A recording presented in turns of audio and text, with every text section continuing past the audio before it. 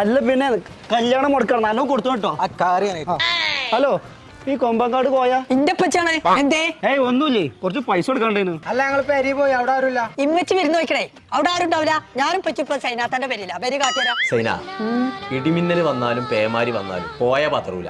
ഞാൻ എന്റെ അടുത്തേക്ക് തന്നെ വരും. അപ്പൊ നിങ്ങൾ നാളെ വരുമോ? മഴ ഇല്ലെങ്കിൽ വരണ്ടേ? ഇപ്പച്ചിയെ നിങ്ങക്ക് പൈസ തരാൻ ആൾക്കാർ വന്നിട്ട് വരികയായി. ചെല്ലു മനുഷ്യ. പൈസ തരാൻ എന്തിനാ തൊടുക്കൊണ്ടോണു? ശരിയാക്കി തരാം. ആ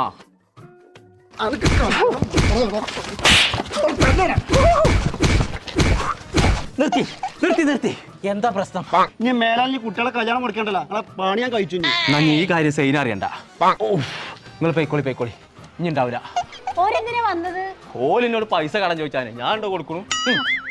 ഉസ്മാനെ ഒന്നുകൂടി വന്നാള്. അന്റെ പെങ്ങളെ കല്യാണം എന്തായി? ഒന്നും ശരിയായിട്ടില്ല. ഓക്കൊരു 10-30 വയസ്സായില്ലേ? അനക്ക് ആ ഇന്റിമേറ്റ് മാട്രിമോണി പോയിട്ട് ഒന്ന് രജിസ്റ്റർ ചെയ്തൂടെ? അതിനൊക്കെ കുറെ